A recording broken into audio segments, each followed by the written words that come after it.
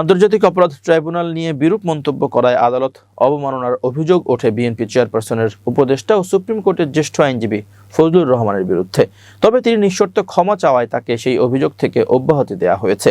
৮ December tribunal ১ এর chairman বিচারপতি মোহাম্মদ গোলাম মুর্তজা মজুমদারের নেতৃত্বাধীন ৩ সদস্যের বিচারিক প্যানেল এই আদেশ দেন। এই অভিযোগের ব্যাখ্যা দিতে সোমবার বেলা ১১টার দিকে ট্রাইব্যুনালে হাজিরা দেন ফজলুর। তার সঙ্গে সুপ্রিম কোর্টের জ্যেষ্ঠ আইনজীবী জয়নুল আবেদিন, ব্যারিস্টার কায়সার কামাল, ব্যারিস্টার রুহুল কুদ্দুস কাজল সহ বেশ কয়েকজন ছিলেন। এদিন ট্রাইব্যুনালের লাল কার্পেটে গিয়ে দাঁড়িয়ে যান ফজলুর রহমান। এ সময় তার আইনজীবী বসার অনুমতি চান। পরে ট্রাইব্যুনালের অনুমতি নিয়ে আইনজীবীদের জন্য সংরক্ষিত বেঞ্চে গিয়ে বসেন তিনি। পরে প্রসিকিউটর গাজী তামিম অভিযোগের শুনানি শুরু করেন।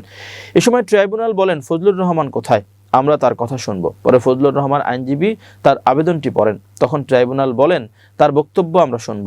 এই অবমাননাকর কথাগুলো তিনি বলেছেন কিনা, এই কোর্ট তিনি মানেন কিনা।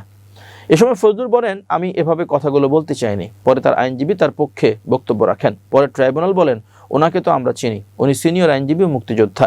এই ট্রাইব্যুনাল সঠিক নয়, দূষিত এবং সংবিধানের সঙ্গে সাংঘর্ষিক এসব কথাগুলো তিনি আর বলবেন কিনা। আমি যা বলেছি ঠিক বলেছি, আমি আরও বলবো। এসব মন্তব্য তো ক্লিয়ার হওয়া দরকার। ট্রাইব্যুনাল আরও বলেন, এই ট্রাইব্যুনাল 1971 সালে যুদ্ধাপরাধীদের বিচারের জন্য তৈরি করা হয়েছে, এটি কোথাও বলা নেই।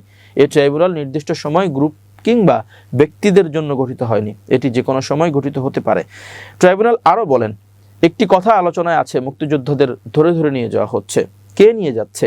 আমার পরিবারে কয়েকজন মুক্তিযোদ্ধা আছেন। আমরা মুক্তিযোদ্ধাদের খাওয়াতাম, রাতের বেলা বাসায় থাকতে দিতাম। মুক্তিযোদ্ধাদের জন্য সারা রাত ঘর ছেড়ে দিয়েছি, তাদের থাকতে দিয়েছি।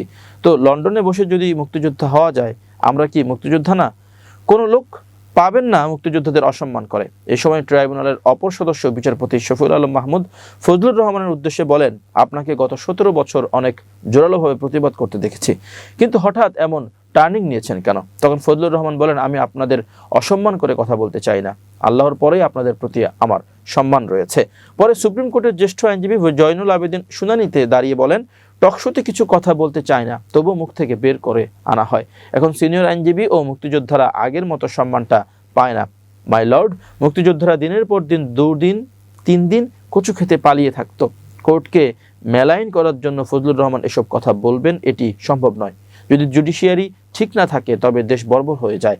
তখন ট্রাইব্যুনাল বলেন, এজন্যই তো আদালত অবমাননার বিচার হচ্ছে, এটি কোনো মিনিস্ট্রি অবমাননার বিচার নয়।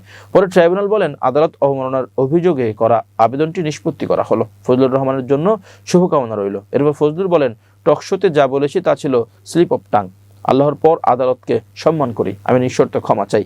এর পরিপ্রেক্ষিতে ট্রাইব্যুনাল তাকে আদালত অবমাননার অভিযোগ থেকে অব্যাহতি দেন। তার বিরুদ্ধে আদালত অভিযোগ গ্রহণ করলে 6 মাসের কারাদণ্ড হতো। এ সময় সাংবাদিকরা বলেন, নাকে খত দিয়ে প্রাণে বাঁচল ফজলু।